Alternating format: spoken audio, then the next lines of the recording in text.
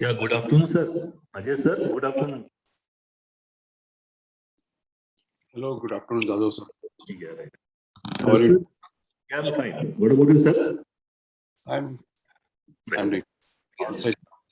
Yeah. Sir, actually, Professor Surotkar ma'am will start the event. Okay. After your session, Professor Tushar Patil is there. He will present the overall what has happened for last 3 days. Okay. And at the last end, we have Professor Varadkar ma'am is there. She will propose our plans. Sounds good. Yes. Okay, sir? Yeah. Perfect. Yeah, thank you. Good day.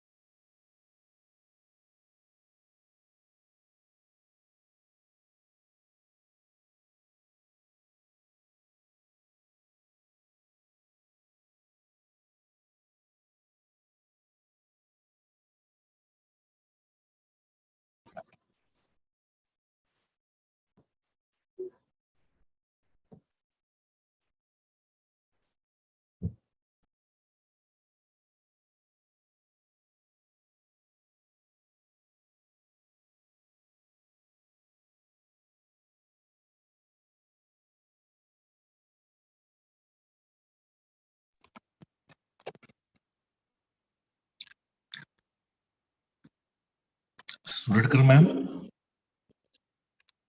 Yes, sir. Yes. Yeah, okay. Can we start? We'll start at 2 o'clock. No problem. Huh? Okay, sir. Yes, sir. Ajay, is it okay? Yes, I am all set, sir. Yeah, okay, sir. Thank you.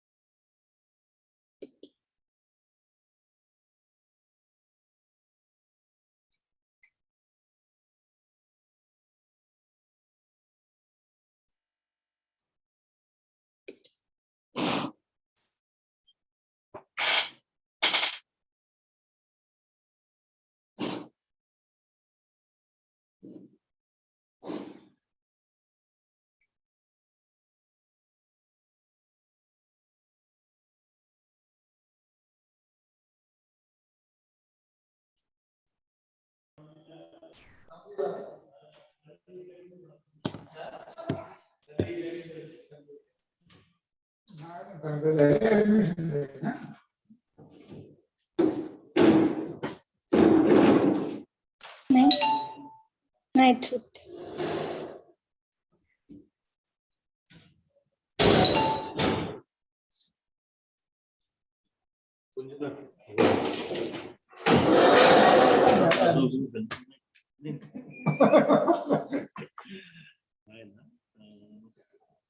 C group आहे ना, या group मध्ये फक्त वाद sir आपल्याकडे जी list आहे तिकडची ते आपण दिलं होतं ते VKC फाईल इकडनं कॉन्टॅक्ट सेमिनारची मराठी पेपर करायची. अरे VKC फाईल मध्ये एवढे नंबर आहे, 2 नंबर होईल सेव्ह होऊन गेले. आता हा जो तिसरा ग्रुप बनवला आहे गाईडलाईन इंजिनिअरिंग ऍडमिशन, याच्यात कोणीच नाही. आता याच्यात पार्टिसिपंट्स ऍड करतो 100 पुढे ऍड करतात. नाही आता हे जे आले 200 100 सगळे ऍड होऊन जातात. आणि नंतर त्यांचे नाव सर्व 24 तास घेतोय 100 टिक मारून एक आता यांच्या इथून बनवले.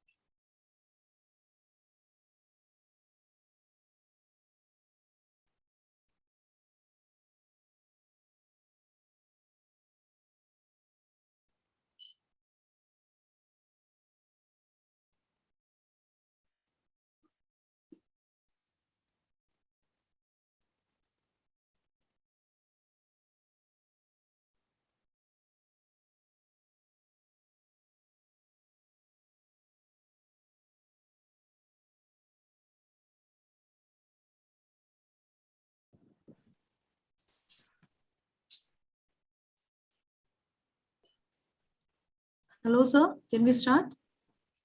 Jadhav, sir? Yes, ma'am. Yes, sir. Yeah. So, good afternoon, all. I, Pallavi Surkar from Computer Engineering Department, NBN SSOE, welcome you all. So, before starting with today's session, I would like to give you the overview of yesterday's session, that is day 2 session. So, day 2 session was based on continuation of program design concepts where top-down program design, course outcomes designs, assessment and question designs were beautifully explained by Bhagwat sir. So thank you very much, sir, for sharing your knowledge regarding it. And today's session is COPO attainment, computation and outcomes. So I would request, sir, so kindly share your knowledge regarding it. So over to you, sir. Thanks a lot. Yes. So welcome back, everyone. Good afternoon for this third session and the last one. Good afternoon, sir. I'm thanks for these encouraging words about the presentations done.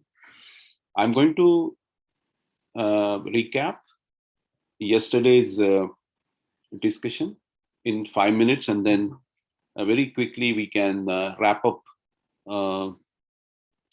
in the sense, elaborately. We'll cover the remaining part of outcomes-based assessments and evaluation, and followed by we will take up the presentation on COPO attainment computation, and that will conclude the FDP program once we do that. So next 90 minutes or so, out of that 10 minutes we'll just dedicate to finishing the previously discussed topics, and then let's start the discussions on COPO computation and analysis. All right, so we started yesterday's session with the discussion on mapping of courses with the PO. Here we decided to use this blueprint, and we organized the courses which we believe would help the students achieve the program outcomes. And then we actually brought in this concept of multiple exits and entries as discussed in NEP 2020 policy, which is going to have additional complexity added in the process of program designing. And then we need to test our own thought process model and make sure that attainment of the program outcomes would be done in a balanced way, and there is no unnecessary too much of importance given to certain POs that we need to figure out and then correct our thought process. So since the program outcomes are always categorized into 3 categories, such as knowledge, skill, and attitude, we know that these categorization has a background of knowledge dimensions, and hence we need to look at these knowledge dimensions very comprehensively and understand how they play an important role in overall curriculum design. So since knowledge dimension is it belongs to or associated with teaching process, we wanted the teaching process to be looked at very carefully, because now we are taking the top-down design of the program design towards identifying what cognitive levels the students should achieve. And for that decision to be taken, we require a breakdown of the topics into subtopics, associating those subtopics with knowledge dimensions, and then grouping those such a way that the number of subtopics do not overwhelm you. So you come out with a logical grouping of these subtopics, such a way that they collectively represent a particular knowledge dimension, such as shown here. And also this is a real life example of database management system course. So that's the way you can optimize the design of or grouping of your subtopics. So that takes us towards one more step towards the designing of the assessments required for which will help us assess the students and evaluate whether they have achieved the desired cognitive levels. So that is the reason we need to start thinking about how the students will learn whenever we deliver these knowledge blocks to them, either through our classroom teaching or some other means, which is totally dependent on the way the instructional designs are done. We will have to deliver those knowledge blocks and students have to learn those. But while learning, we want them to be reaching a desired cognitive levels here. And hence we need to assess whether they are reaching those cognitive levels. And for that, we have to design the assessments, and that we are taking a step towards now thinking about how to frame the question, what type of assessments we require to design to assess whether the students are achieving those cognitive levels. So this is what we talked about, and we also proudly can refer to our own, ancient philosophers' thoughts here.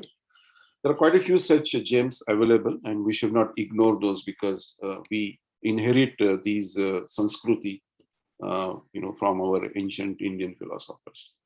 So although we should respect what the modern philosophers have done, research and gave us the input, such as Bloom's taxonomy is a nice framework that we have to anyway use it. But at the same time, we should not forget our own history, and we should keep taking those also into account whenever we think about education.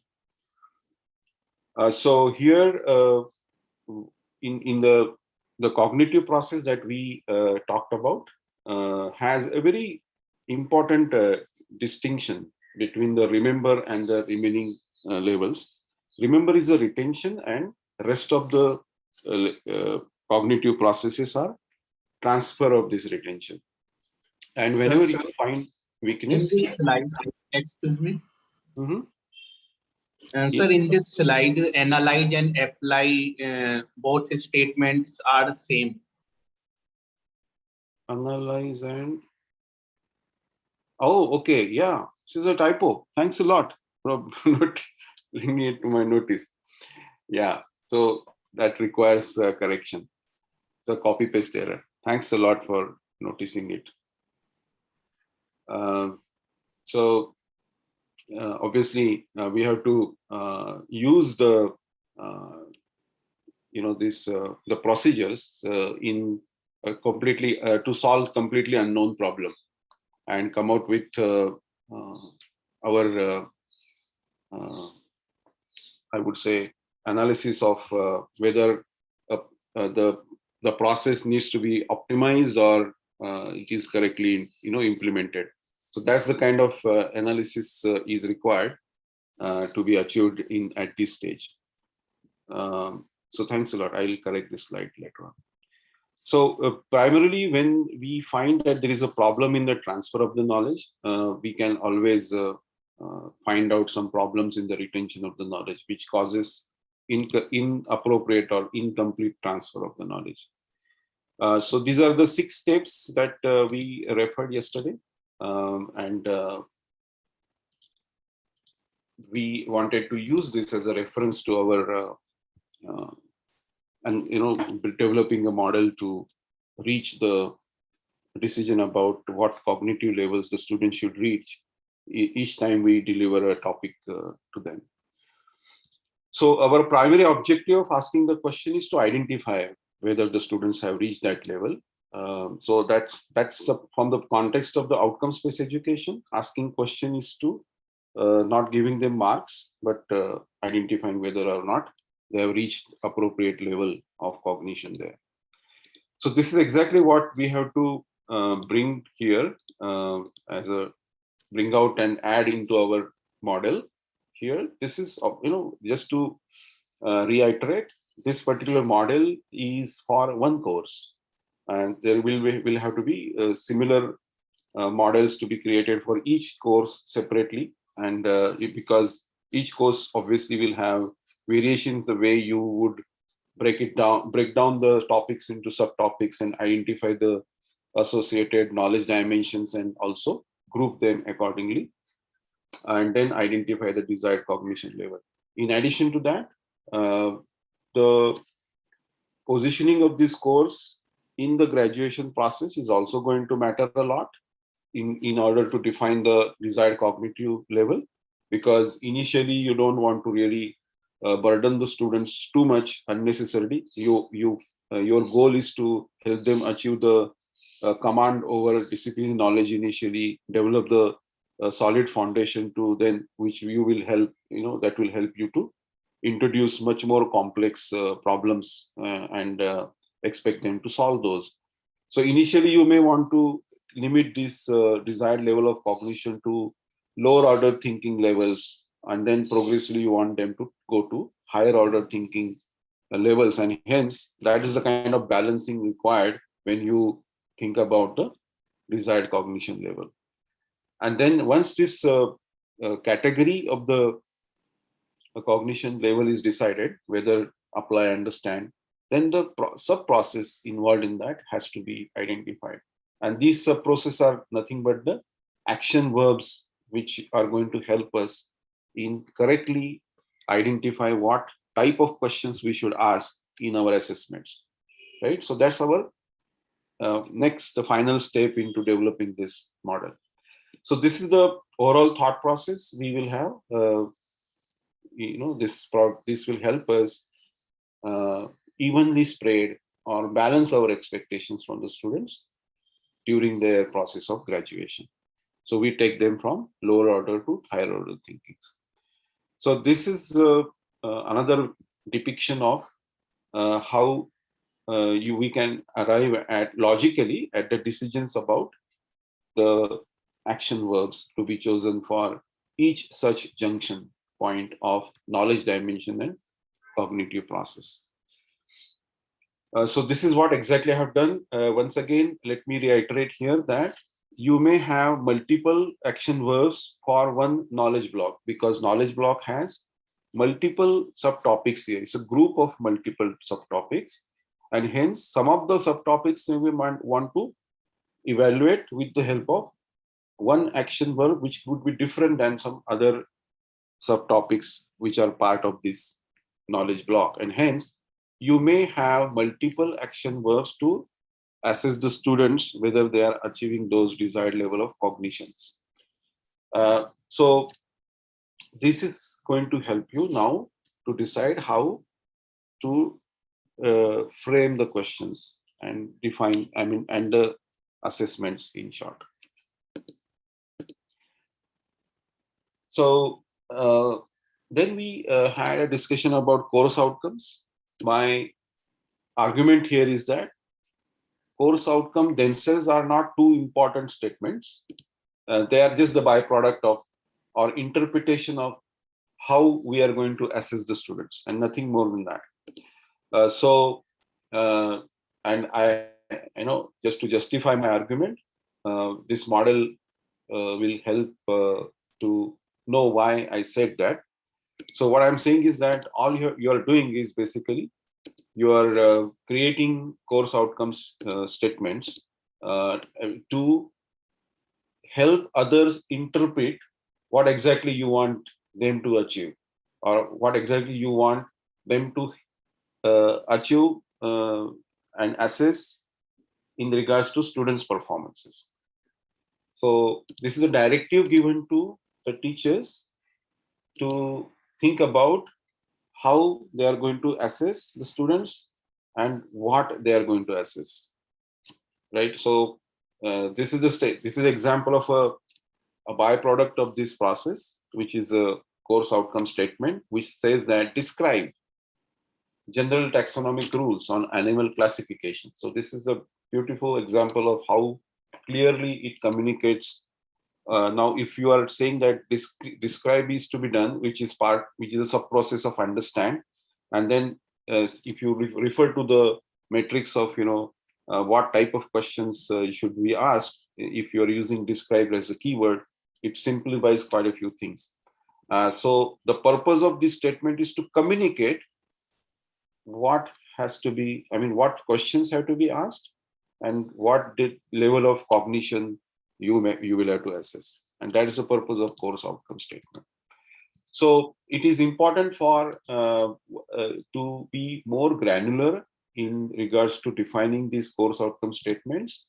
And you can easily come out with more than 15 to 20 statements of course outcomes for a course typically of 60 hours or full credit kind of course, because the content would be voluminous to an extent. Obviously, this number will reduce because this all is dependent on the coverage of this course and then subtopics, the way you are, breaking those topics into subtopics, map those with the core knowledge dimensions, group them logically, and then identify the desired cognitive levels, identify the sub-process, which is a keyword, and the number of keywords that you identify will give you the number of course outcome statements. So this is an automatic input to framing questions and assignments. And again, I'm bringing back this depiction to once again kind of communicate that we require to balance our expectations when we think about what cognitive levels we have to achieve, and that is automatic and input to the framing questions. So that's it actually for as far as the this assessment designing is concerned, and then the byproduct of this process, which is a course outcome statement designing. That part is over now, and then we have also talked about the bottom last layer of the top-down designing, about how to identify the type of questions to be asked. So this was our part of the discussion that we had yesterday. And then we move to the discussion about the other challenges that we face, which are related to the changes happening around us, and the shift that is expected to happen in terms of the skills requirement in the future. We know that more of critical thinking, communication, collaboration, creativity, and learning to learn will be more important skills in the future to have.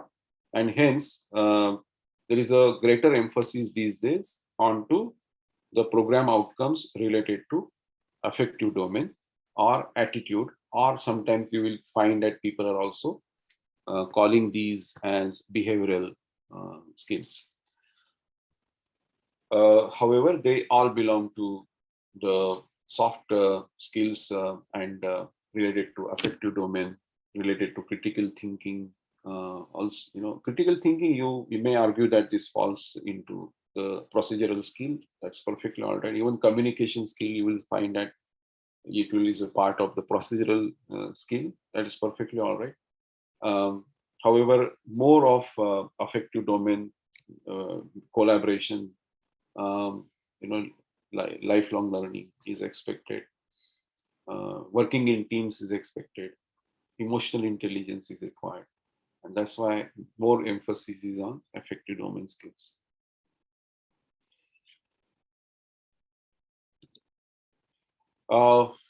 Outcomes-based assessment and outcome-based evaluation is a important aspect of outcomes-based education, and hence, because that's the main area of generating the data correctly, and that is going to be fed back to the engine of outcomes-based education and outcomes analysis, which is going to help you identify the gaps. So the whole purpose of defining the model for every course correctly is to very scientifically find out the desired cognitive level, and then design the questions to see whether the students are achieving those desired cognitive levels. But what if the levels are not being achieved? So that is the analysis that has to be done. But apart from the analysis of student performances, is one more important analysis that has to be done, is whether the alignment of the questions is properly done with the instruction design and also with the outcomes. Because any mismatch in outcomes, instruction design, and the assessment is going to have false negatives, and then unnecessary. I mean, then your actions, remedial actions taken to fix that problem is unlikely to have any impact, positive impact on the outcomes-based education. And that is why alignment is important. In addition to that, outcomes-based education requires frequent examinations or frequent assessments, which are different, which should be different than the examinations to be conducted for the decision of whether the student has been qualified or not. That process may continue to have its own importance, but at the same time, a lot of freedom and autonomy will have to be given to the teachers, because if the framework is properly defined and given to the teacher to run it now, a lot of freedom and autonomy will have to be given to the teacher in regards to conducting formal assessments to collect the data related to whether or not students are achieving those desired format cognitive levels. And that is why you will also will see quite a few educators are talking about more importance to the formative assessments because of the importance to outcomes-based education. So this is a misalignment related discussion we have had. There were a couple of examples given, and the importance of this alignment was discussed yesterday by us. So to make sure that the outcomes-based assessment and evaluation is right, we have to have dynamic program designing process, which must be robust, and collaboratively we will have to continuously evolve the projects. And to be able to do that, we need to have a separate framework to analyze the effectiveness of our program designing. And it could be a separate exercise that education institutions may have to implement. And because of the NAC, the one thing that has happened very positively in education institution, in my opinion, is the formation of IQAC department. So that is internal quality assurance cell, which is right now performing the responsibility or shouldering the responsibility of managing the accreditations and rankings processes. If I compare this with industry, large mid-sized to big corporate offices, you will find similar departments which are typically called SEPG, or program office is a separate office created to give the importance to process implementation and data collection, analysis, sharing those insights with the department heads or the managers, leads, and helping them look at the performances and achievements differently than what typically comes out normally to in front of us. So the same thing will have to be done progressively, by these quality assurance cells. They may have to also collect some other data to see the effectiveness of their program designing process. So here, one of the examples of how scientifically you design your outcomes-based education framework is not only a proper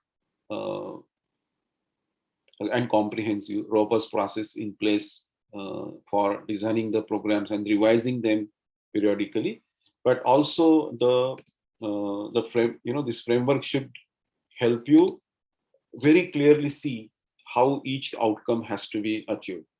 So as I mentioned, outcomes itself is not a very important statement. I mean, the way it has to be interpreted is that it is communicating you what? It is communicating you what assessment method has to be used, what type of questions I must ask, and what is the cognitive level that I must assess whether the students are achieving. And if not, then I need to take some remedial actions. And that is the way this course outcome statement has to be seen. And that is why, unless and until all such parameters are associated with every course outcome statement, the correct alignment of this course outcome statement with the instructional design and with the assessment is not possible. So that's why to align the outcomes, instruction design, and the assessment, such a blueprint is going to help you make sure that there is no misalignment there. That's where we ended our yesterday's session. So before I jump into the remaining part of this presentation, let me know if you have any questions there.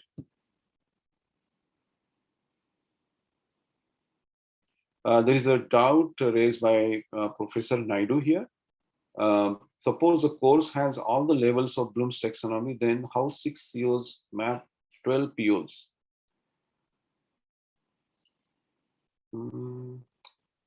Suppose a course has all the 6 levels of Bloom's taxonomy, okay? Then how 6 COs map 12 POs? Sir, may I clarify, sir? Oh, yes, please. The question, sir. Actually, a course has got 6 COs, sir. And each CO, let us say CO1 is of remembrance, CO2 is defined as understanding, like that. All the levels they are categorized as CO1, CO2, up to CO6. Then how come these 6 COs map is 12 POs, which are actually graduate attributes?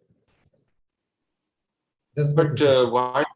Basically, this concept of mapping all the COs to all the POs itself is very wrong, right? If you recall the blueprint of the program design, right, sir. Right? If we chosen the courses which are having a purpose of delivering the knowledge to the students to help them achieve the program outcomes, which are into groups of knowledge, skill, and attitude, right? So if I would go back,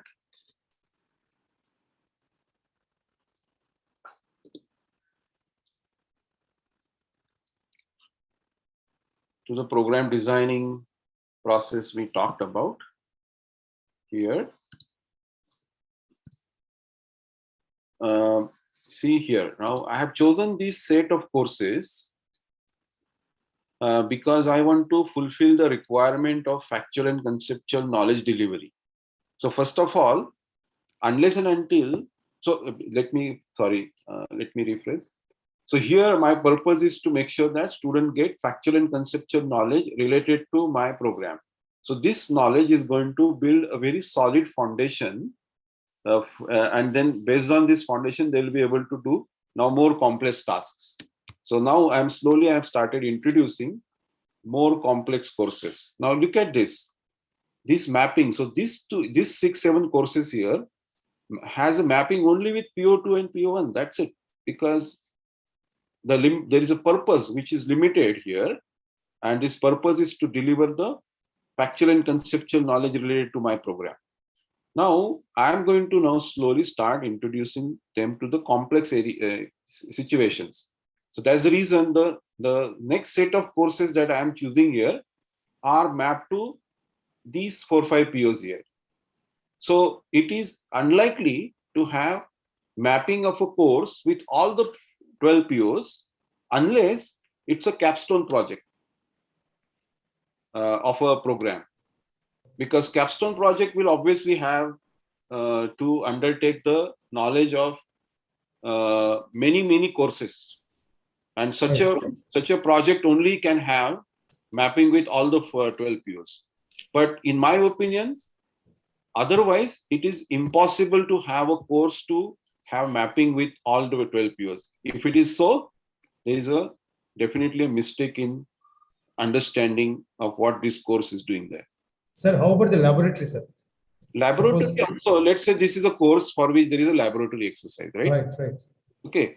Now, so this laboratory is nothing but the experiment given to the student to prove certain kind of, let me say, you have given a problem to solve them, to them, and then they are finding out the solution, and they will have to evaluate with maybe the model answer or some reference point given to them, and then come out with some analysis as to why they were not able to match with the outcome there, which is already defined by you. Let's say the output of your experiment was supposed to be 10.4, and the student experiment ended up showing them that they are achieving some 11.6. Right, So sir. why they were far away from the standard unit of 10.4, and you want them to analyze it further. So this, what is happening here is, first of all, let's say you have delivered them certain procedural knowledge that help them understand that these are the steps to be followed. Then they have applied that. So now they, first of all, they remembered it. Secondly, they, because of the instructional delivery by you, they understood it, what the procedure is. Third, they went to the lab and they applied it, right? And then fourth, they analyzed it, because you wanted them to check what was what was the gap in their process, which is not helping them to go closer to the standard 10.4. So in your experiment, you took the students to the level of analysis, right? So that was just related to a lab experiment related to your course, and your course was supposed to be there to fulfill the one of the POs could be PO4. What about the design, sir? What design? Design, is it related to analysis, or it is something higher level? Design is create. Yeah, create. Okay. Yeah. So, for example, this model which is you have seen here, this is nothing but a create level content which I have just delivered here. Okay. Right. This is all create level content. This model is nothing but create level content. Highest level of cognitive process. Why I could do this? Because I understand outcomes-based education. I have applied it quite a few times. I have analyzed various models used by various universities in India. I've interviewed, discussed this with several educators and renowned educationists in India, experts in outcomes-based education, and that has helped me have a greater insight into this whole domain of outcomes-based education, and that's why I could reach create level of cognitive process. So step by step, I went through this, right, over a period of last 6-7 years. So it is basically a continuous learning happened. So your experiment has a very limited scope there. A particular knowledge is delivered by you. Some process is taught to them. They went to the lab, they applied it, and because you extended your expectation, they also had to analyze it. And that is the end of their cognitive process. So that's the reason. Unless and until you have your subject as a capstone project, it is impossible to have mapping of other program outcomes.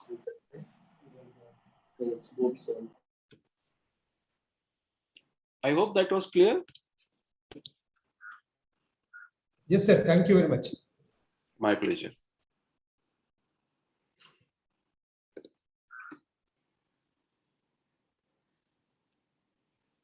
Right. So we are going to now talk about OBA blueprint for a program. because now we have looked at the details of every course.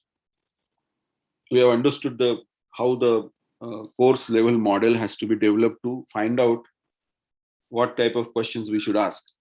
And then we also have looked at the importance of keeping the alignment intact between the outcomes, instructional design, and assessments.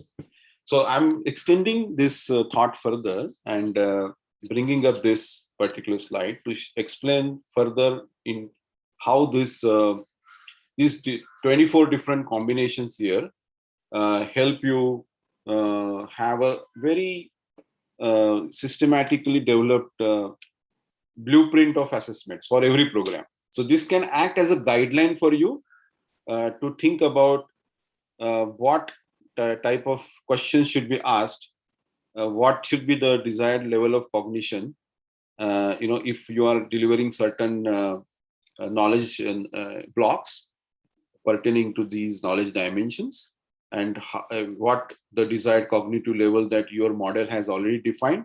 Based on that, you have to just go and pick the right combination and then think about, okay, this is how I'm going to ask the questions. So if this model is also given to your question setting team or even the teachers, they should be able to have a better clarity in the way the question should be framed and what to expect from the students. So let me go back a little bit. Yeah, so this is, let's say you are teaching factual knowledge and you want the students to be at remember level. So this is the combination, remember plus factual. So you may say that list the tools required for something. So this is the example of the type of questions you will ask. If you want the student, you're teaching factual, but you want students to reach the create level. So when you are expecting them to be at create level, you will ask a question like generate a log of body temperature. That's it. This is the only input given by you, and you are expecting them to figure out how they should create the chart. What should be the column? How many columns should be there? The names of the columns. How frequently they should go and take the temperature, whether every year, every hour, every week, every day. That is entirely dependent on them. So that's the reason they have to go think and design a chart and then collect the data accordingly and present it to you. So that's the expectation. So if you are expecting them to be at create level for something very factual, then this is the kind of question that you may ask. If you are teaching procedural knowledge and you want them to be at understand, then you may say that clarify why a sequence to be followed. So they already know what sequence is to be followed, but you're asking why that is the right sequence and whether there are any other ways of doing it. And that is the create level question. So if you want to further ask them, now design an optimized process, because there are probably multiple ways of achieving the same result. I initially told you only one method, but now you came out with another 3-4 different methods. Now you tell me which one is the most optimized, and design something that will be most optimized, most effective. And that is a create plus procedural level question. So this is the way this guideline could be created for every program, and this process could be really automated to a large extent. So these are the 24 combinations that you will always hit when you are thinking about assessments and knowledge dimensions and the cognitive process.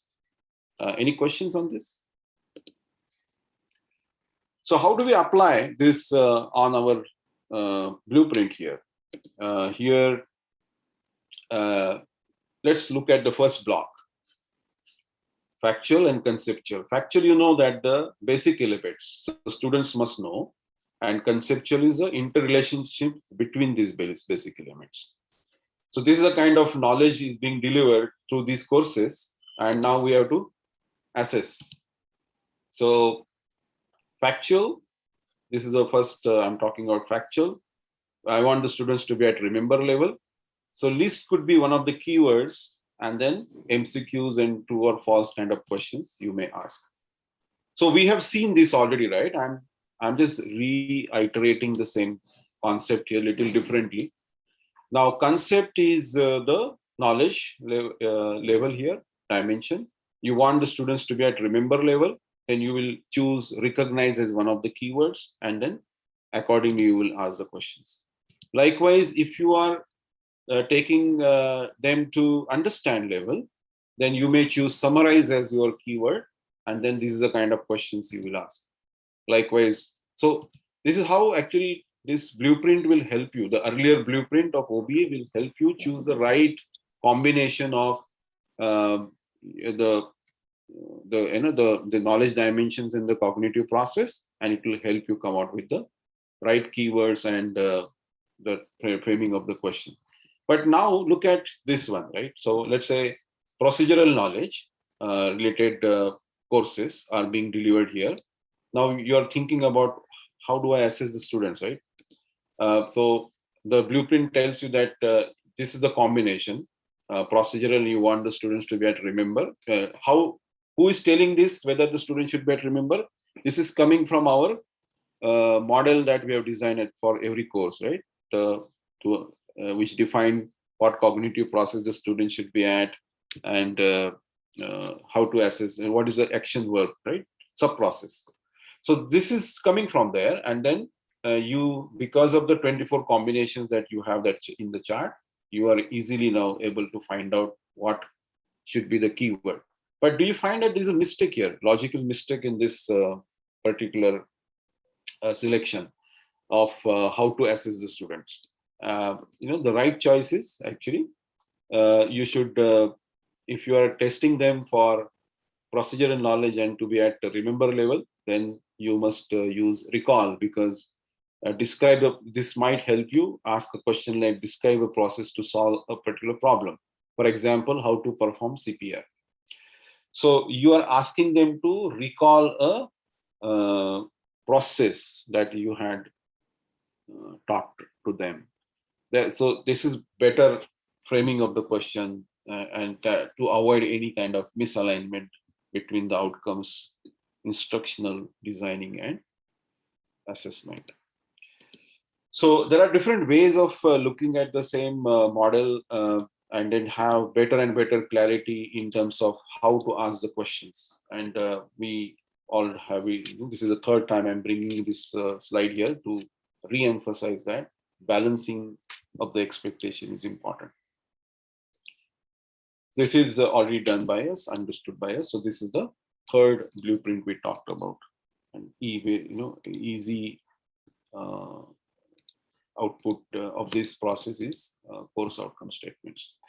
Now we have the course outcomes, right? We have this model in front of us, blueprint, which tells us that there could be 24 combinations. So now the question is, how do I assess the students for every course outcome, right? What all assessments I must have? So this is an example. There may not be so many assessments or so many questions to assess a particular outcome, but I'm just sharing some ideas here. So this is a course outcome which you want to assess. Demonstrate the process of normalization with respect to database management systems. And so your subtopic analysis will tell you that you are teaching conceptual, some of the procedural metacognitive knowledge in that particular knowledge block, and that has given, and you want the students to be at almost like evaluate level as the highest level here. And then in that case, you may have to frame the questions in this manner. Summarize the problem that may occur without normalization, or organize the given database table to 3NF. What idea applies for transitive functional dependencies? So this could be the way you can design your questions, looking at the combinations, 24 combinations, which out of which, not 24 combinations may not be applicable each time, obviously. Subset of that is applicable to your outcomes assessment. And this is the way very clearly the questions could be designed. And then there is a highly possibility of proper alignment between the three elements: outcomes, instruction design, and assessment. That's it from my end as far as the outcomes-based assessment and evaluation is concerned. So we have completed the discussion of end-to-end program designing with respect to the philosophy of outcomes-based education. Any questions? Now, after this, we are going to move to the discussion of COPO attainment, computation, and analysis.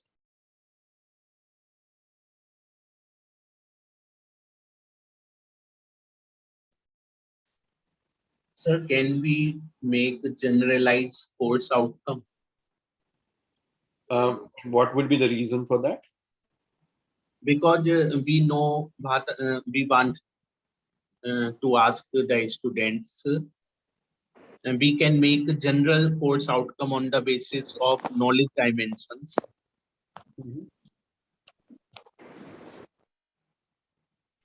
Actually, I didn't get that question, but there is no need. But what I could probably understand is, and based on that understanding, I'm trying to respond to you.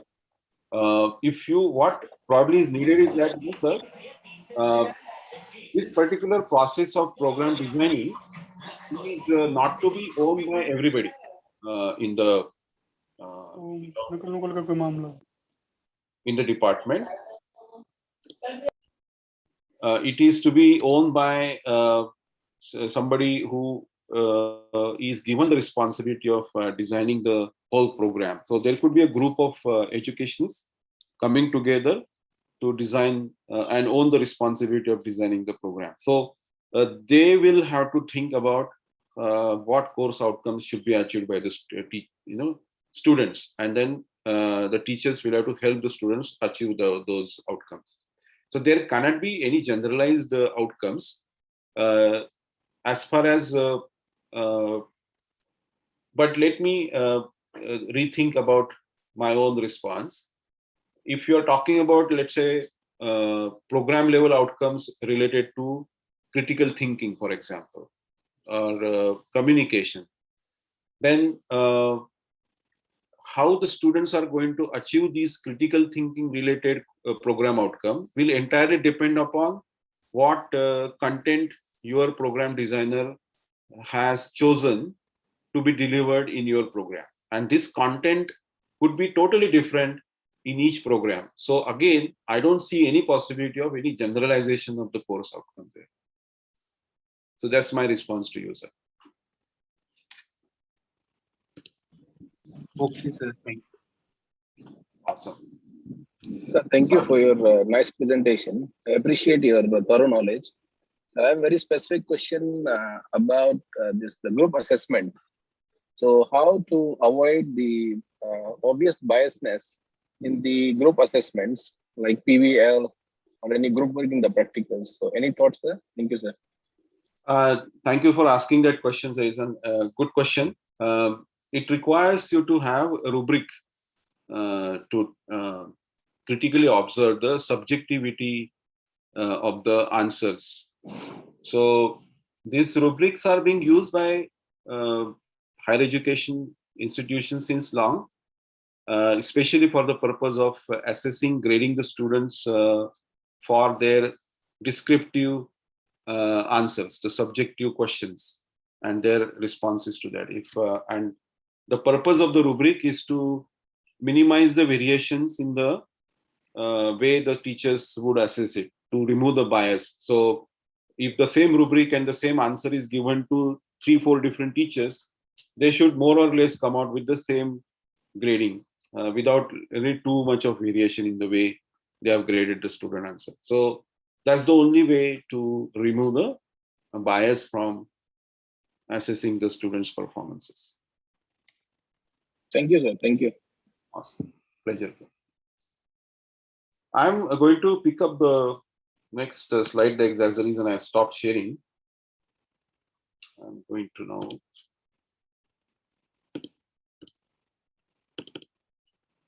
In the meantime, please let me know if you have any further questions.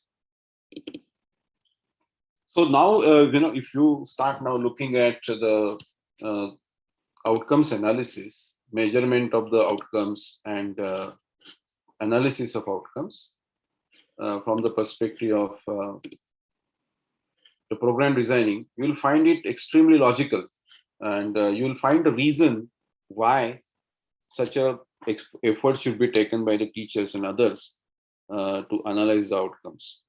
So that why part, I hope that I have answered that why part of why outcomes based education, why so much efforts have to be taken by the teachers to collect the data, analyze it. We were happy to grade the answer sheets and then total the marks and declare the results. Why this additional efforts have to be taken by the teachers? I hope that I tried answering that why part of the such questions. So this is my third presentation to you, COP attainment, computation and outcomes analysis. At times, this presentation is heavily inclined towards the NBA accreditation process, but it is also applicable to NAC, because NAC has not defined any particular process to be followed when to compute the attainment. So whatever you do for NBA will be exactly applicable for NAC also. All you have to do is define your process on a piece of paper and attach that as a response to one of those metrics there. And that's it, because this is most logical process that is already defined by another accreditation body applicable in India. So naturally, nobody can deny the relevance of that process. So there is no need of any separate attainment computation process for NAC accreditation. So this is the objective of my presentation to you. So we will look at the details like what is the threshold, how it works for you, how it helps you compute the attainment. Then we have to, from every questions level attainment, how the total average attainment is computed for every CO. Then this particular topic is very specific to NBA accreditation attainment levels, and converting the percentage of attainment into ones and twos and threes, and then finally how this attainment is transferred to the PO. So there are different ways of transferring it. There are different schools of thoughts, and we will look at each of those thoughts process and then see how what is more relevant for you could be chosen by you, and accordingly PO attainment could be computed. But when we are doing the PO attainment, it has to be done for every batch separately, because we have just seen that every academic batch is likely to be totally different in terms of the curriculum design being delivered to them, because it is expected that the curriculum will continuously evolve, change, get revised. Few courses will get dropped, few courses will get added, and few courses will get revised. And hence, every batch will have a separate kind of outlook of generally, and hence every batch has to be tracked separately in outcomes-based education. I have seen that in some of the institutions, the attainment computation of all batches is merged together to compute the attainment of the program outcomes. In my opinion, that is incorrect practice. So what is happening is that just because there is no automation, because the volume of the data is very high, to reduce the volume of the data, certain corners are cut. In further, to avoid too much of work, certain decisions are taken, and because of that, the main essence of the outcomes-based education is completely lost, and then it just becomes a kind of routine activity. Okay, these are the marks. Fill up this Excel sheet, send it to me. I will add it here and generate some analytics. That's it, and then it fulfills the requirement of the accreditation. If that is a purpose of understanding what outcomes-based education is, then obviously the main essence of improving the student performance is not unlikely to happen, and naturally it will harm the students up when they finish the programs. And the industry and others will continue to criticize us for not developing the competence in the students, which is at the level of being employable there, right? So that criticism will continue to happen, and it is likely to grow further because rapidly the outside world is changing, and we have to be aligned with that.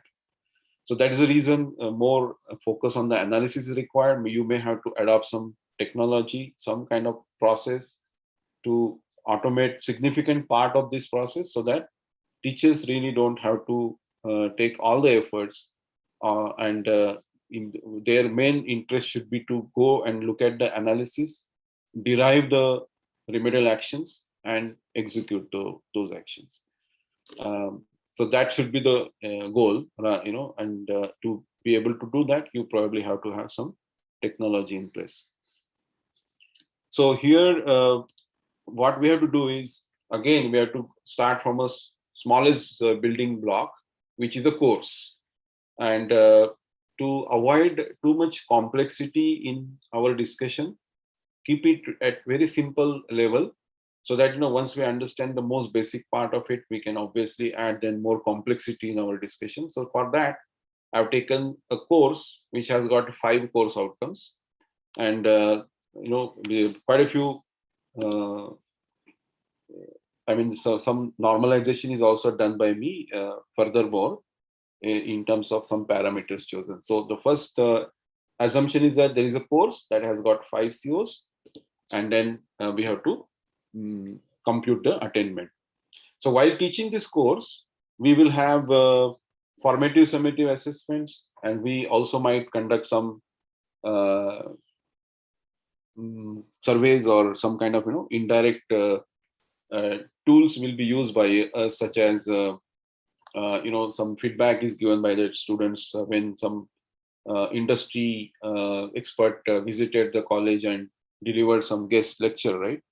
And then you wanted to take the opinion of the students whether they learned anything significantly different or not, or you took the students to industry visit, and then after coming from there, you have conducted one survey. So that's the kind of activity can fall into indirect tools, typically as per the current way of looking at indirect tools. But you can always add more affective domain related assignments here. It's a separate discussion, but these indirect tools also can become more active and more important if looked at a little differently. So these are the tools for us to evaluate the performance of the students, and they typically fall into the category of formative, summative, and indirect, such as surveys. In the category of direct tools, we have formative assessments and summative assessments.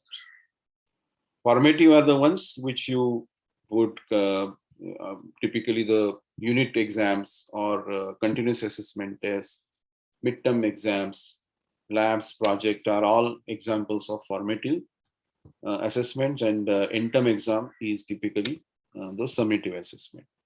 So there is a notion of treating these little differently as far as the weightage or importance is concerned. This weightage has got nothing to do with the weightage that you would assign to an assignment from the perspective of the summarizing the marks for the mark sheet. Because suppose the term work has to be, total term work has to be of 200 marks, and if you are giving them total assessments of worth 300 marks, then you try to give the weightages to kind of bring it down to 200, and that for those weightages you apply there are different concepts. This is a different concept here, and here this is related to the importance given to the outcomes coming out of these assessments. So you want to weigh accordingly. You have to plan the remedial actions accordingly by looking at the outcomes coming from these assessments. So as I mentioned, in the outcomes-based education, formative assessments are actually more important than the summative assessments. Unfortunately, in the accreditation manuals, exactly opposite is given. More weightage is shown to be given to the summative assessment. In my opinion, that is not the right way of looking at outcomes-based education. So, however, I have given here the choice of any weightage to be chosen here. In addition to that, there is another notion here to give higher weightage to direct tools and lower to indirect tools. This is fine as far as the current current tools chosen as indirect tools, such as course and surveys are concerned. You can have lower weightage here because here essentially they are the opinions collected by you from the students, and there is no teacher evaluation based on that. So the output coming from these could be little vague, and hence you want to give lower weightage here, because if your total attainment computation is going to be impacted because of the higher percentages or fluctuating percentage of these indirect tools, then unnecessary important findings will get hidden, and hence the weightage important should be lower here. So probably that is the idea here. That's the reason there is a notion of giving lower weightages there. So now we will exactly know in this discussion how we arrived at this 55%. That's exactly the reason for our discussion to follow here. But imagine that this entire block of combination of all these assessments have given you course attainment of 55% for your CO1. And from your end-term exam, the CO1 percentage was 40%. Now, those who belong to affiliated colleges, they will say that they must be already thinking that we don't know the students' marks for every question. Hence, how can we compute this, right? So, answer to their question is that there is already defined in the NBA manual also that you have to evenly distribute the attainment percentage to all the COs. So, how this can be done, we can talk about that. But that is exactly the reason is that there should be less importance to summative assessment because you don't know the details. So why are you giving higher weightage to that, isn't it? So, however, this is the way the attainment computation was done. And now, since you want to apply the weightages, you will have weighted attainment at the direct tool level. So it will be 46%, right? 0.4 of this and 0.6 of this, 46%. Likewise, you already are here. There is no further breakdown here. So directly you are here. CO1 is, let's say, 80%. And then once again, these weightages have to be applied and you get the weighted attainment here at the course level. So step by step, the attainment computation will move upwards like this, and you will arrive at the average CO attainment at the course level. And this is the number that you will transfer to POs. You don't transfer this number or this number or this number. Once you arrive at the total attainment from all the types of assessments, direct, indirect tools, and then you get a number. And this number has to be transferred to the POs, not before that. So this is the exact, so the process, if I would explain now this particular part of the process, this whole puzzle will be resolved automatically because there is nothing different here. It's just a arithmetic computation of weightages here. What is more important is to understand how the attainment is computed here. Any questions so far? Sir, I have a Yes. question, sir. Yes, Sir, should we take all the courses CO1 or individual course-wise you have to take CO1? Course. We are computing. This is course. Courses. Course-wise. Course-wise you have to attain PO also, right? Yes, that's right.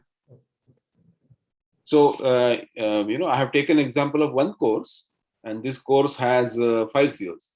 So we are still into that, the concept we are carrying forward. Only one course right now we are talking about. Okay. Any other questions? Right, sir. Any other question from anyone? There is one question written here. What's the remedial step if the PLO attainment in some courses is below 50%?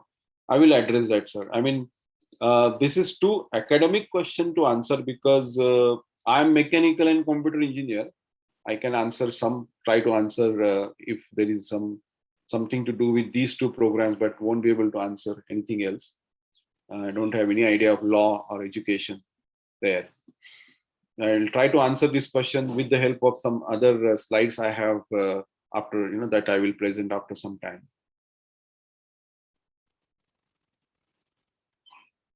Okay, so there are no more questions. I'm going further with this discussion. So, I think there is one more question. No, just recognition of the answer given. So there are 6 steps involved in the computation of CO attainment. First of all, we have to find out the mapping of each question with each assignment. Then we have to group them, according to the CO mapping. Because we have to, try to then move towards the average attainment, right? So that's why we have to group them together. Then we have to apply the student performance threshold and compute the question-wise attainment, and then compute the aggregated CO attainment for each CO. So these are the 6 steps involved. After you compare it with the target, you can get more insight into what remedial actions should be planned. So typically these 6 steps are involved. So let's go through those 6 steps. So this is a course which has got 5 COs, and I have these 3 assignments. Some test lab, these are various assessments conducted for this course. We are going to take 3 assignments for our example here. So each assessment has 4 questions. Again, to simplify this discussion, I'm using 4 questions per assessment here. And these questions have mapping with the course outcomes of this course. This course is fulfilling the expectation of 3 program outcomes: PO1, PO2, and PO4. And this is a degree of affinity with those POs. But another level of simplicity I'm considering here is all the COs here have equal weightage and equal mapping of these POs. In real world, you may not have CO1 mapped to all the 3 POs, CO2 also mapped to all the 3 POs. There might be some variation in their mappings with these POs. And this is the insight that you will get if you have a right process to design your program blueprint. That top-down approach will help you very quickly, easily determine how each CO is contributing the attainment to the program outcome. It is very, very simple, automatically arrived step when you follow the top-down approach of program design. So for now, let's just think about a very simple scenario: a course having 5 COs. This course has mapping with 3 program outcomes, and all the COs have equal relationship with all the 3 POs. This test has 4 questions. There's another assessment which also has 4 questions and mapping with the COs. There is a project also in which some certain activities are given, and maybe there may be a rubric to assess the outcome of this project, and these activities are mapped to certain course outcomes here. So this is the big picture here. So there are 12 questions belonging to these 3 assessments, their respective mapping, and then we have to group these course outcomes like this. So तू पण तर होतीस ना?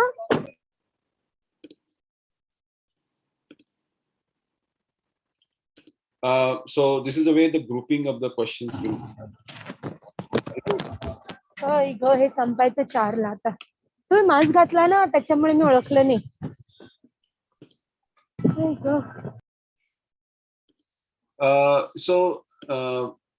Yes, actually, let me go back a little. So this is what is the grouping of the course outcomes. So CO1 has 3 questions, CO2 has 3, CO3 and 4 and 5 has 2 questions each. So this is going to help us aggregate the attainment of the course outcome. That's how actually we will be able to come out with the attainment percentage, average attainment percentage for all formative tools. These are all formative tools. So now let's focus on one question. This question is of 2 marks, and there is a threshold of 60%. So this threshold is nothing but similar concept as that of the concept of the threshold, which is used to qualify or disqualify a student as pass or failed, which is typically is 35%. But there the decision is either pass or fail, but the conceptually this threshold is same, but the only thing is we are not calling the student as pass or fail. What we are saying is that for that particular question, so many students did not achieve the desired level of attainment and so many students attained it. So those who are above this line are the students who could achieve the course outcome related to this question, because a course outcome may have multiple questions, as we have seen. So for each question, we have to analyze the attainment of the students in this manner. And for all the questions related to a course outcome, the threshold will remain the same for the simplicity. So here is the way. If the threshold was to be 50%, then naturally this line will go down and more students will be above this line. So the first question that typically is asked after this discussion is how to identify a threshold for a course outcome. But if anyone of you have answer to this question, please feel free to unmute and answer. However, the practice which I have observed being followed is that you take last 3 years average student performance of the same course and you arrive at the threshold of the course outcome. But there is a more scientific way of identifying the right threshold for every course outcome, and that can be derived from the course outcome blueprint. If you have that blueprint in place, automatically it will give you the idea of what should be the threshold level for this course outcome. And every course outcome can have a different threshold if the blueprint of the course outcome is correctly done. But if you don't have that design in place, you at least have to find some method in the madness, and last 3 years performance of the student should be taken into account, and then that could act as a threshold level. The second question is whether the threshold will be different for different courses in the program. Answer is yes. It is obviously a logical situation that can occur because every course has its own relative complexity. And the students typically fail to perform better in difficult courses. So naturally, the attainment percentage will drop there. The threshold also could be different there if you believe that threshold also has to be different. Because if the attainment, if you keep 60% as the threshold for a very tough course, and none of the student is above 60%, so the attainment is 0. That is incorrect representation. So you should reduce the attainment threshold levels, let's say 30%, and then you will get, let's say, around 35% students above that threshold. That's fine. You got some reference, and then you carry on your continuous improvement based on that threshold level and percentage. So you got the baseline now, that if you keep the threshold level as 30%, you get 35% as the attainment of the students for that CO, and then onwards the continuous improvement can start. So you don't have to then touch the threshold again. That's sufficient. Should the threshold be changed every year for the same course? My answer is no. You should not change it at all. There is no reason for doing that. Once you, if you are first time implementer of the OBE, then define your threshold. Once you go through a couple of formative assessments, that will start giving you the idea of how the attainment is being computed. And once you, let's say your attainment percentage is coming to 90, 95%. Naturally, you are keeping the threshold at very lower level. You have to increase it. You have to go towards the right side of the scale.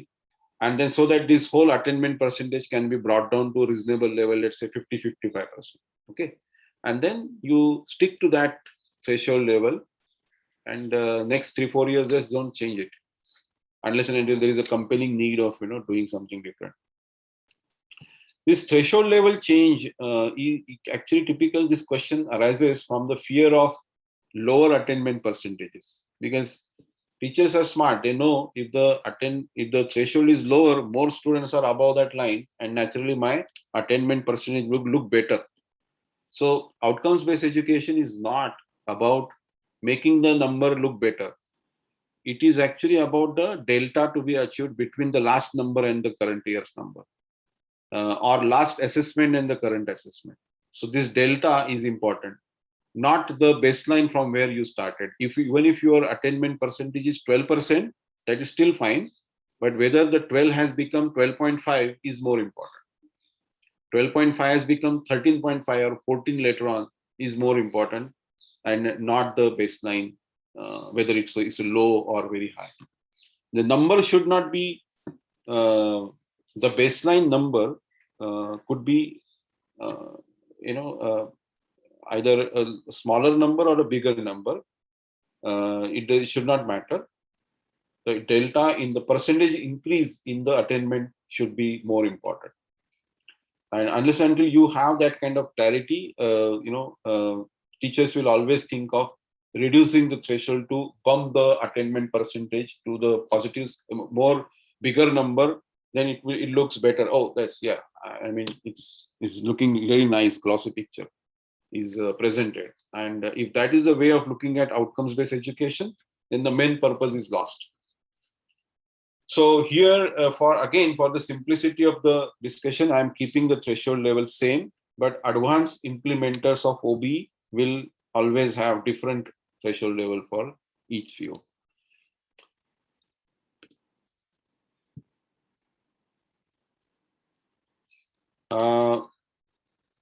Yeah, so actually there is a question about whether the threshold is fixed for a course of the COs. I have answered this question, right, Dr. Naidu? So now let's take CO1. There are 3 questions here. Threshold is 60%, right? So these are the 3 questions here. Question 1 is of 2 marks, which belongs to test. Second question comes from MT. Third also comes from midterm exam. This question is of 2 marks. This is of 5 marks. And hence the relative threshold level here is computed. Because 60% is a threshold. 60% of 2 is 1.2. Again, 1.2 and 3. So these are the absolute threshold levels based on the maximum marks of each these questions, right? This is how the computation is done. Now we will take the first example, question number 1 of 2 marks. Threshold is 60%, 1.2. Obviously, we don't give marks in the fraction like this so often. So naturally, any student who is above 1 will get counted here as above the threshold line. So these students,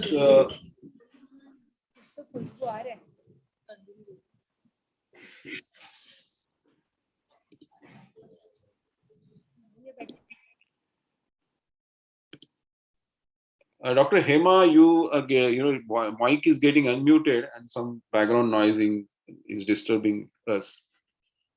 So here, question 1 is of 2 marks. So these are the 60 students of this classroom represented in bold letters. And these are the marks scored by the students. Those who are shown into green boxes are the ones who are above the threshold line. That's the way identification can be done. So you have to just count how many students are above this threshold line and below the threshold line. So 26 out of 60 are above. So naturally, 43% is the attainment percent of CO1 from this question. So this is a question level attainment computation, and this number represents that CO1 could get the attainment from this question 1 equivalent to 43%. If your threshold was 50, then naturally more students will be above this line. There will be 41 students above this line, and then you will have 65% of your attainment level. So this is what typically teachers do.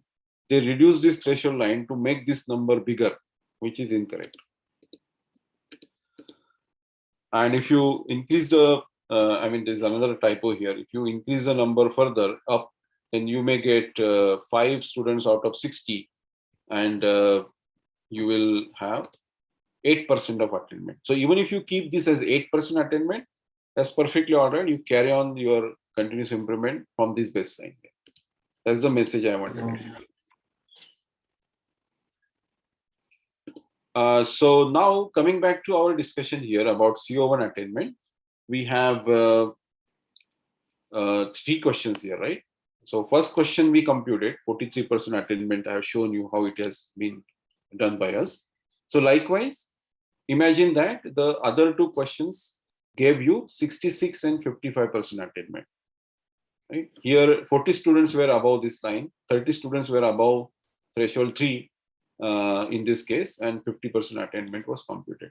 So now we have to compute the average attainment here for CO1. So here it will be done. This is how it is done. So you add up all the students who were above the threshold line, and then you divide that by 60 plus 60, 180. So that gives you 53.3% attainment. Never average these averages. These are, that's the incorrect method of computing the attainment. So you should add up all the students count above the threshold line divided by the number of students in the classroom. So second frequently asked question is whether we should not, whether should we consider the students who were absent, and whether we should consider a student who did not answer that particular question. So again, these questions come up from the fear that if I reduce the denominator, naturally my attainment percentage will look bigger and better. That's the misconception, and from that misconception, these questions arise. Again, there is no reason for fearing if your attainment percentage is looking low, a smaller number. That's not the that's not important. Important is the delta, continuous improvement. So, but however, there is one condition here, one situation here in which denominator should be changed, and that is only when you have optional questions. So naturally, out of, let's say that there is a question such as solve any 3 out of 5, and then obviously then not all students will solve all the questions, right? And there will be variations in also the number of students attempting those questions. So at that time, you must consider the denominator, difference in the denominator based on the students who chose to attempt those questions. So if you, and this actually adds up a lot of complexity in the way the computations are done, because if you are going to then, you have to then analyze each and every question, find out how many students have chosen that to answer, and then adjust the denominator accordingly. So you are calling trouble for yourself if you are going to do that just to improve the attainment percentages. So that's the reason, if you are using some technology or some technique, some method which will automate this process, it will be better. And it should be consistent with them, because I have seen 7 to 8 different problems when Excel sheets are being used for the computation, and I've seen the mistakes in the formulae, inconsistency in the roll call list not being considered, such as, and then naturally then there are inaccuracies in the computation of attainment percentages. So here this was a CO2. Again, CO2 had 3 questions, and average attainment is 50%. So now that we know how exactly the attainment is computed for every question, and then aggregated it at the course, that formative assessments level, this is how it is done, right? So now what has happened here is that we have these attainment computed for each CO. right? So 53, 50, 76, 65, 62. These are the percentages we have achieved. So now we will compare these attainments with the target. So another frequently asked question is how to set the target for CO attainment. Answer is very simple. The target should be a couple of notches higher than the attainment level you are achieving. So it is impossible to figure out what should be the target if you are implementing the outcomes-based education for the first time. You will not be able to come out with any conclusions, and hence targets could be decided later. First of all, a sound method for computation of CO attainment should be established, and then we should worry about the targets. However, if the targets are there, they help you immediately identify, spot the problems like this. Until until the time I was showing you this slide, you did not find any problem here. But the moment I showed you this file, right, our perception changed, and that is the purpose of targets. So here, naturally, there is another purpose here that, recall the diagram I had shown you, which was to be used for testing our program designing and balancing the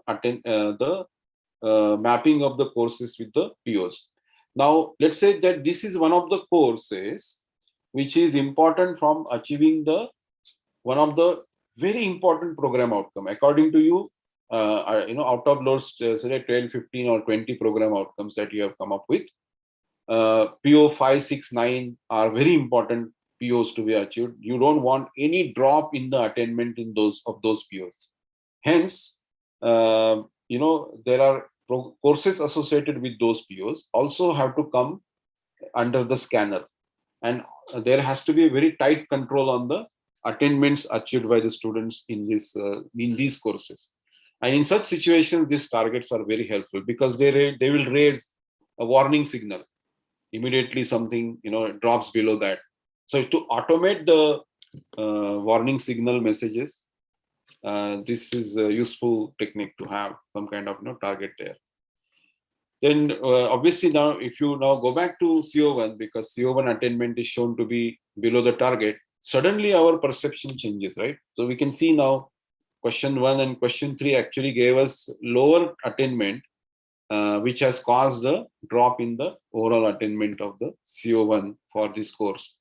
And then if you go back to the analysis of question 1, you can find that there are quite a few students who scored 0, and this helps you plan the remedial actions. Now, this is another important aspect of the attainment computation is PO's attainment. Since PO's attainment is not directly computed, we have to transfer the course attainment to the PO attainment. So this is our kind of attainment percentages of these 5 COs. We know that these are the program outcomes associated with this course. So we have to transfer this CO attainment to the PO's attainment. So since I'm keeping this discussion to a very simple level, I'm showing you that this CO attainment has been transferred to PO1. But since every CO has mapping with all the POs here, it will also have to be transferred to other POs in this manner. So 53% is transferred to all the 3 POs. So these POs gain this attainment from this course and this CO1 here. Likewise, all other COs will contribute the attainment to their respective program outcomes like this. So that's how you would compute the PO attainment. In the second thought process, this affinity levels between the CO and the PO is taken into account when you transfer the POs. To be frank with you, I like this idea. It's much more beneficial to look at the attainment percentages more meaningfully. So here in this case, the affinity of substantial is considered to be 1, moderate is considered to be 0.67, and slight is considered to be 0.33. This is the weight of this affinity between the CO and the PO. And hence, when I transfer this attainment now, it gets multiplied by this weightage and it comes here. So as long as you are using these percentages to transfer the attainment, this method is useful. But there is a problem here, which is causing some kind of I would say it disturbs this model of transferring the attainment, and that is because of the affinity levels being attainment levels being computed with respect to the NBA specification, and that probably makes it a little harder to derive any actionable inputs from that. However, here, just like the way I transferred 53 and then multiplied it by these weightages, I'm transferring another CO here, which gives me another set of program attainment for those respective POs here. So this will then give you a total PO attainment by averaging out these attainments from this particular course. Likewise, there are multiple such courses, right? Each course will give you transfer the attainment like in this manner, and then PO attainment will get accumulated over a period of time, and that is exactly what we are going to now look at. So how other courses also keep contributing to the attainment. So here our first course was this, which had got mappings with PO1, PO2, and PO4, and then corresponding attainment transfer happened. In the same term, there are multiple courses being taught, and these courses are having mappings with different POs like this. So once again, if you have done the program designing correctly, this will never be a puzzle for you, right? This is very straightforward. That a semester can have multiple courses, and they will have mappings with different program outcomes, and obviously these courses will keep contributing to those respective program outcomes. This is very straightforward program designing output of the program designing. So this is how you zoom out, and you will see all the 5 courses, their respective mappings with the program outcomes, and their course outcomes here, which are going to contribute to their respective POs here. So this is the program articulation matrix, which is showing you what are the various courses and their corresponding mappings with the POs here. So once again, if you zoom out further, then you will see various semesters. So this is a batch of 16 to 20, which is already graduated. And hence you are able to see all the semesters data here. Otherwise, it's not possible to see, because some of the batches will be incomplete, and hence the data will be also not fully transferred to the POs. So progressively, as and when the batches will be executed, as and when the semesters will be over, the corresponding data will keep going to the program outcomes. So here, if you see the table here at the bottom, there are targets here, and with respect to targets, actual PO attainments are computed. Once again, unless and until you have some data in the system, you will not be able to identify what should be the right target. So you may have to decide these targets only after you have sufficient data in the system.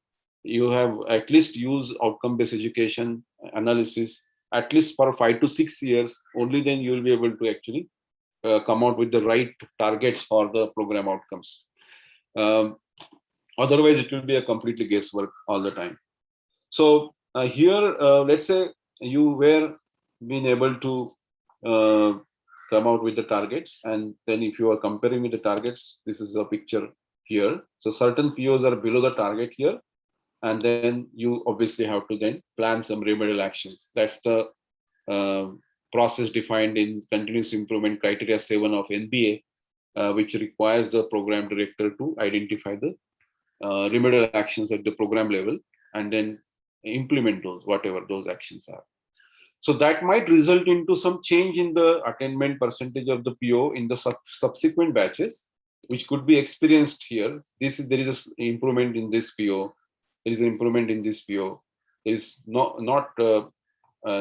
actually, this is another typo here, but there is a jump here from 49 to 54. So obviously this is also improved. From here, it is 47 to 55. So some improvement is there, but still it is below the target. There could be other reasons beyond just the actions being taken by the program directors, which might cause positive change in the attainment percentage in the subsequent batches. But there could be situations of some POs which are there right now doing good, which might start falling short and then might go into lower percentages. That might be because of the changes in the program, the curriculum. Basically, courses might be dropped and added, and naturally, for the first time, such courses will come into the process of OB, and then you don't have any idea, because you had never experienced what the students' response would be. Reflection, may not be known. So naturally, there will be some surprises here. And that is why statistical process control is important, because as per the principles of statistical process control, you can always compute the lower control limit and the higher control limit, upper control limit, UCL and NCL, and the variation in the in these percentages should be well within those UCLs and LCLs. If there is some variation that is getting dragged towards lower end or the higher end, so naturally some variation is something is causing that kind of variation in the process, stability of the process.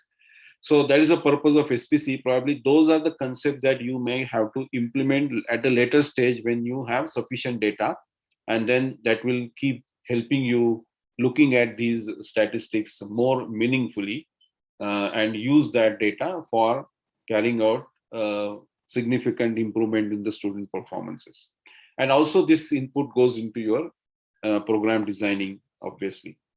So that's about the batch-wise attainment of the program. So now we have another 15 minutes to go. So I'm pretty sure that we will be able to cover the remaining parts of this discussion.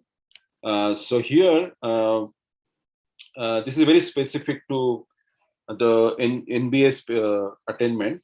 So these percentages have to be converted into ones and twos and threes. So there will have to be some attainment ranges here. So this 53 will be falling into 30 to 55, and it will be converted to 2. Likewise, 76 will be falling into this category, it will get converted to 3. So this is what is expected by NBA as per the criteria 3 of attainment of outcomes there. So once it is converted into 2s and 3s here, right? Then if we apply the earlier philosophy of multiplying the numbers here with these weightages, then you get really some kind of fractional numbers here, which may or may not help you actually to take the proper corrective actions. But since there is a process there defined, you may want to use that as a reference point, but you should come out with your own better improved process, and you definitely have that liberty and freedom to have a better process than what is defined there. Because at the end of the day, any process that helps you identify the weaker students and drive the continuous improvement is important, rather than sticking to a particular process which you believe is incorrect. But there has to be a consistency in the way the attainment computation is done by all the programs heads, because there could be then apple-to-apple comparison between the branches also.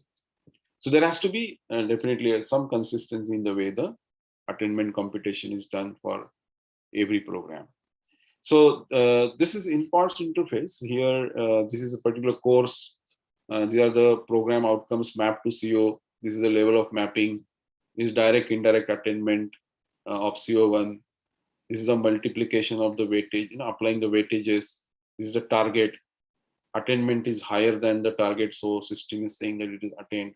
And level of attainment based on the conversion of this percentage into these ones and twos and threes. So this is how the level of attainment is computed here. And now this attainment has to be transferred to the respective POs, right? So that's the process that has to be done here, which is done here. So this attainment is transferred to the respective POs based on the weightages of the affinity levels there. and then you finally compute your weighted attainment using this weighted arithmetic mean formula, and that gives you the contribution of this course to the program outcomes of this batch. And that is then these numbers are transferred here from every course. These are the numbers which are given, finally contributed by this course. Likewise, in second semester, these are the courses. These are the corresponding mapping of these courses with the program outcomes, and their attainment is computed. So this is how actually the attainment computation of the program outcomes is to be done. Now, this is an example of how the batch-wise computation of the POs is to be done. This was a batch of 13-17. These are the 15 POs here. And the red columns indicate that the program outcome was lower than the target. Blue is the target. So if you click on one of these red columns, you will see that these are the courses associated with this program outcome. And system is highlighting that there must be some problem. So if you click on that, you will find that questions related to CO5 were asked in these assessments, and there was some problem in this particular assessment. So you can then identify the root causes. So the reason you need to have this batch-wise attainment computation is because every batch will have a lot of variations in curriculum, the students coming in, and hence every batch has to be tracked separately. So batch of 1670, 1721 or 1923, all the batches are supposed to be separately mapped. And that's why these frameworks of outcomes-based education, this top-down design of program has to be copied as it is for the next batch. And then once it is copied, you just do the tweaking there based on the changes happening there. Once again, this change program can be input for the next batch, and then you do the tweaking there. Likewise, so you can just then handle the variations every year from the previous references. And hence you can do the batch-wise analysis like this. If you are maintaining that batch-wise analysis, you can easily do the side-by-side analysis like this and find out some correlations. So here you can clearly see that this particular course was having most of the students in unsatisfactory category, but because of the actions being taken, slowly the percentage of the satisfactory students has gone up. And now some of the students have started entering into exemplary range also because of the continued efforts. So this is a real life example, by the way. This is not, I mean, synthetic data. Right? Similar depiction is here. And then this is a batch-wise comparison of certain programs here. So that's the way the analysis should be done. And then once you are once you figure out what the root cause was, then based on that, remedial actions could be planned by you. So these remedial actions are known to the teacher because teacher is the one who has the control on the subject. Knowledge is with the teacher, so teacher can easily figure out what remedial actions will fix the problem, and based on that, you should plan then remedial actions. All the remedial actions which are being planned by various teachers in the program should be collected by some means, and then overall percentage change in the attainment also could be computed because this was, let's say, earlier attainment percentage, and maybe, and then what is the change that is happening because of the attainment percent that can be shown here. So you can have batch-wise, school-wise, program-wise analysis like this that can be presented to various stakeholders in your institute in this manner. This is actually, we can take this if we have time, but let me see whether you have any questions here. So, quite a few of you have asked whether these PPTs could be shared. I have no problem. I have shared these PPTs several times in the past. This session is getting recorded and it's there on the YouTube already. So InPods Faculty Commons is the YouTube channel of InPods. On this channel, you will find all these recorded sessions forever. You will be able to access those. So slides will also help you if you want slides. I will share those. I'll drop these links to these slides into the Telegram group later on. These are very bulky slides. I will first of all load those onto Google Drive and share it from there. Any questions? Hello, sir. Yes. Am I audible? Yes, you are audible. Sir, if the subject is new to the syllabus, then how can we calculate target level?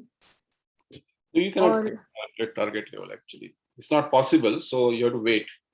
You should not worry about the target levels. If the course is new, if you have never computed the attainment for a course, naturally you will know. You will not know. So, but the subject is related to the past subjects, but some contents are new to that year. So can we take the result of previous subjects, which Yeah, is related to that? Right. So you can actually take some, use your logic, some wisdom, and then. So but still, what I would like to say is that because if there is a change in your some kind of content in that course, first of all, you conduct your formative assessments. You will know what is happening there, and based on that, you decide the target. Target should be a couple of notches higher than the average attainment you are getting, right? Okay, yes, sir. Okay, thank you, sir. My pleasure. Any other questions? Sir, I have a question. Yes. It's regarding using this analyze in the CO for the practical as well as for the knowledge. So can we combine it in a CO, in the one CO? Like we can check the student for the analyze by giving some questions in the written examination. At the same time, we can also analyze the student by giving some, the practical problems, and then we analyze in the lab. So could it be merged in a CO? And if we do that, then when it comes to the PO attainment analysis, then in the template, how to adjust this one? Thank you. Let me rephrase your question. The question is, let me understand and correct me if I'm wrong. The question is that, let's say there is a CO and there are two types of question. One question is very simple question and another is, let's say, practical or lab related question, which is mapped to this CO. So whether this situation is logical, and if the attainment of such a CO is transferred to PO, then whether that will be the right reflection of the student performances. Is that the question correctly? Yeah, correct. There is no, basically this, we have to map the activities, assessments based on the 24 combinations that I presented to you earlier. So if you, in your course, if you are delivering factual knowledge and you want the students to be assessed at apply level, then you would design the question accordingly.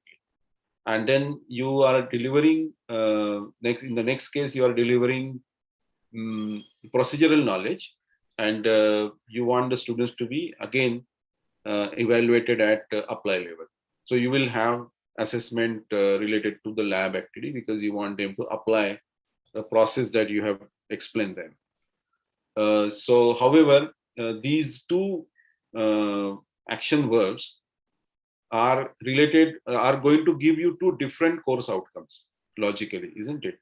So unless and, if your course outcome designing is incorrect, you will land into the problem that you have just described. In my opinion, this is unlikely to happen, because if you are using the, this model of knowledge dimensions and cognitive process, you will actually come out with two different course outcomes for these two situations. And then mapping of these course outcomes to, I have answered you the first part of the question. The second part of the question is transferring this PO to the, attainment to the POs. So there, obviously, what is going to happen is that if you are then going to look at the student level analysis for the POs, then you require a kind of facility for transferring every student's CO attainment to the program outcomes, and then have a separate analysis for every student for the respective POs. So it's going to actually a different level of analysis of outcomes that needs to be in place for that.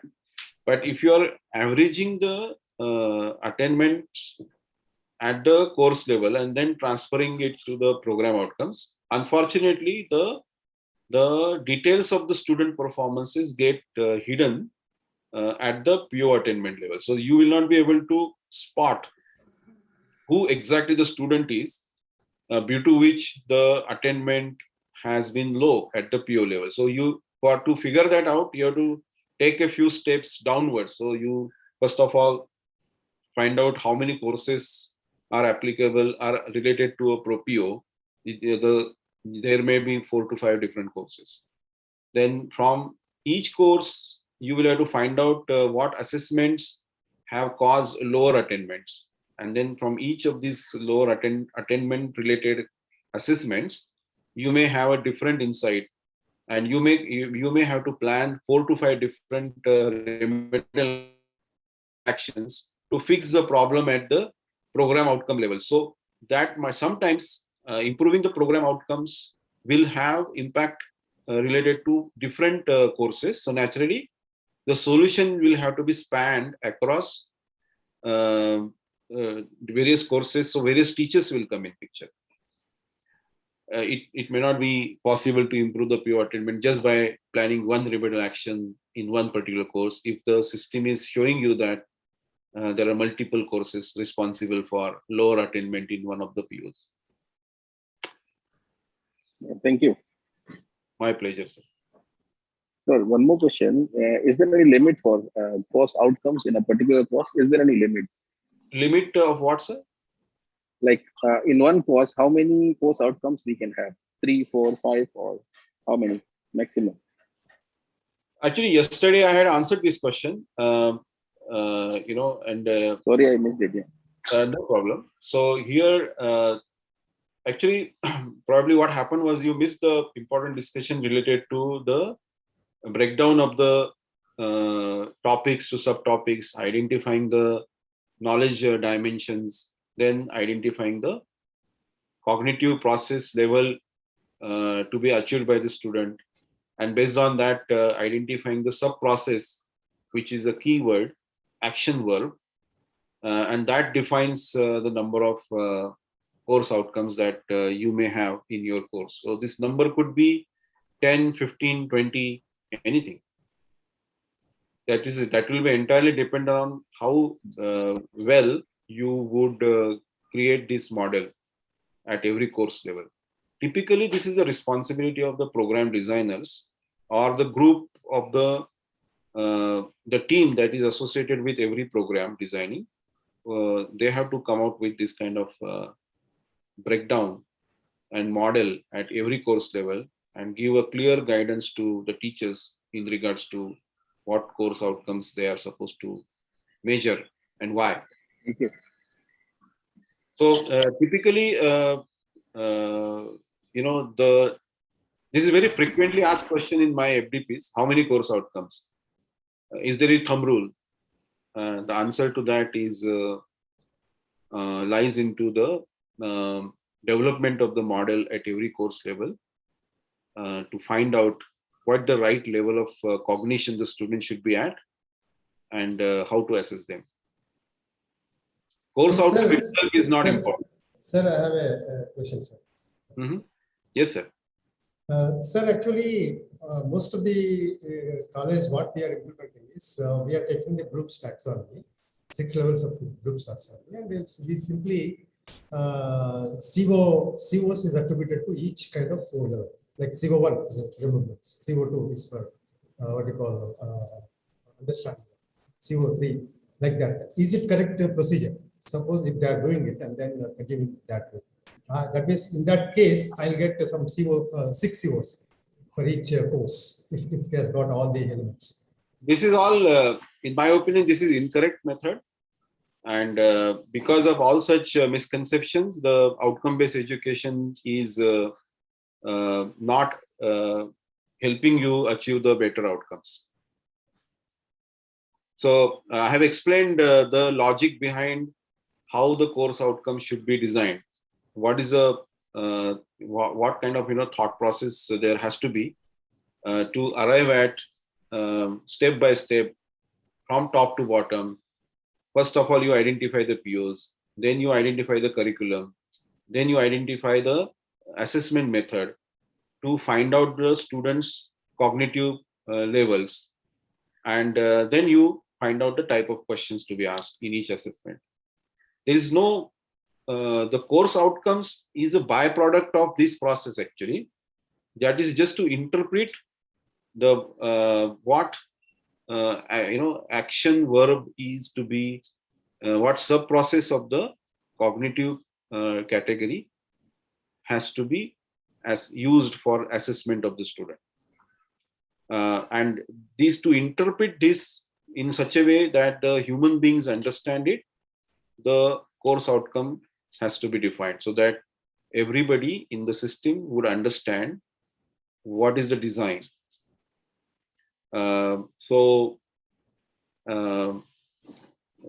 Since there are 6 levels of Bloom's taxonomy and there should be 6 course outcome statements, is a complete misconception based on the ideas that I have shared. I don't believe that this is the right way of doing things. But if it is working for you to identify the weaker students, if it is working for you to plan the remedial actions and improve the student performances so that they become employable, then probably I will be right.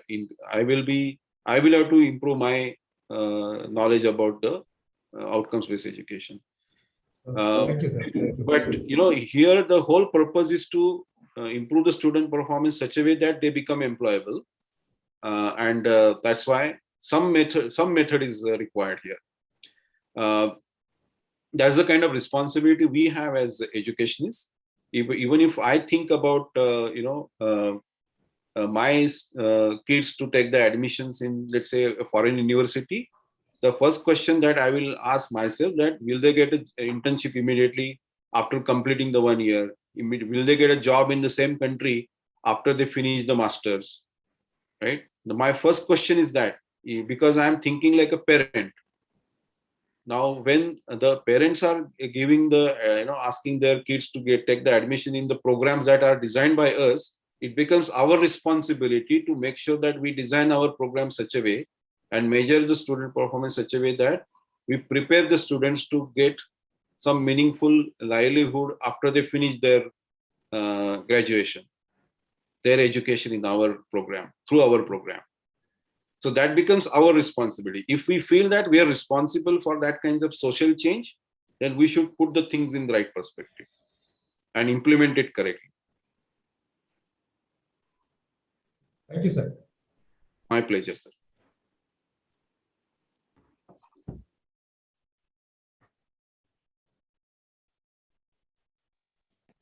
So there are a few more questions in the chat box. Yes, any other question, please? Yeah, it is. We have some few questions out there. One is necessary. Due to COVID-19, the exam pattern has been changed to MCQ-based paper. Sir, how to compare this to the attainment process? So due to COVID-19, the exam pattern has been changed to MCQ-based paper. So obviously, this is a special variation that has caused, we cannot really consider this as a need for changing any thought process of outcomes-based education and program designing. That process should continue as it is, but this is a temporary change in the way the assessment has to be done. We know that this is not sufficient, but this is something that we are now accepting as a temporary change in the way the assessments have to happen. But this cannot be the situation that we can continue and embrace permanently. This will change over a period of immediately after the pandemic is over. This will have to change. We know that, right? Yes. Yes. The last question is, what are the surveys we can consider for the in-guide surveys? Actually, the examples which I had given are the known to me, based on my interactions with a few universities and colleges. These are the indirect tools they have been considering, and for that they used in parts. So I know that. Beyond that, I don't know. I mean, some surveys after the students visited industry or somebody visited, industry expert visited the college and delivered a lecture. So their survey was conducted. And course end surveys anyway, as per the guidelines given by HCA accreditation, course end surveys and program exit surveys have to be conducted. So those are all indirect tools examples. Right. Rest of all is basically participants are saying it's very nice session, sir. Excellent program, informative session, wonderful session. Before really I will call Professor T.R. Patil, sir. If anyone from the participant would like to express their views, it's open for that for 2-3 minutes. So if any participants would like to express their feelings, express their views regarding this program, we can take 2-3 participants from them. Anyone? Okay, any other question, please, guys? Sir, I'm Dr. Devendra Tiwari. Right. Am I allowed? Yes, sir, you're audible. Yeah. And although the session was self-explanatory and very relevant, I just would like to say thanks and express my gratitude to our honorable resource person, Professor Ajay Bhagwat sir, and the entire team for organizing such a nice workshop, which was very relevant, and that will be the future. Actually, in the days to come, keeping in mind the policies decided by new education policy, every professional every teacher has to cope up with the things suggested by our honorable resource person of the program. So, sir, really, it is our privilege to have you on the board, and I express my sincere thanks, sir. This is what I have to say. Yeah, thank you, sir. Any more? Words of encouragement. It is a very good one. Anyone who can express their views?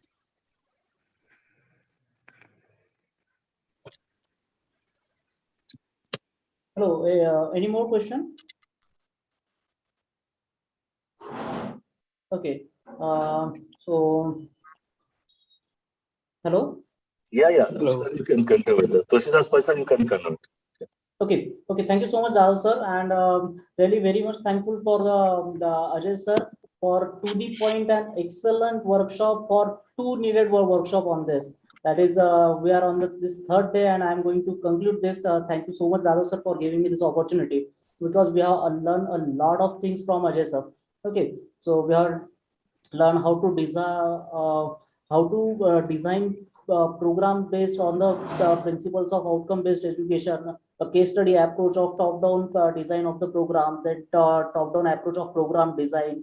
Okay, then many of us have gone through this process of program outcome, program attainment, and most of us have some unique experiences also. Okay, but I hope every doubts now very much clear. Okay, so I'm very much thankful for Jadhav sir for this excellent and very unique workshop. Now I would like to invite Professor Varaka ma'am, okay, to express token of thanks and gratitude on behalf of NBN School of Engineering. Thank you, sir. Any event will be incomplete without recognizing efforts behind it. So I, Pallavi Vararkar from Electrical Department, is here to offer vote of thanks on behalf of NBN SSOD. I would like to thank Dr. Shivprasad Patil sir, Principal NBN SSOE, for constant support and encouragement. Then I am sincerely grateful to Mr. Ajay Bhagwat sir for such a nice and informative session. Sir, your way of presenting contents on slide is very impressive. And your 3 days presentation will be very helpful to all the participants. Thank you, sir. Thank you very much for conducting such an informative session. Then I would like to thank Dr. Makaran Jadhav, sir, convener of this event, for his continuous efforts to make this event successful. And last but not the least, all the participants, without their presence, event will not be successful. Thank you all. So once again, I thank you, Dr. Jadhav. I know that he has taken a lot of efforts, behind organizing this, and obviously his team also must be there with him. I did not get a chance to interact with all of them, but I know that just for designing this brochure of this workshop, FDP, he took a lot of efforts, and he was awake till late night because it was getting late for publishing this brochure. So it went to some iterations, and that made us that created a lot of anxiety also. So yeah, I know that everybody has to take some efforts to organize even a simple FDP like this. It takes a lot of efforts and dedication. So once again, thank you very much. All the best. Take care. Bye bye. Thank you, sir. Thank you, sir. Thank you.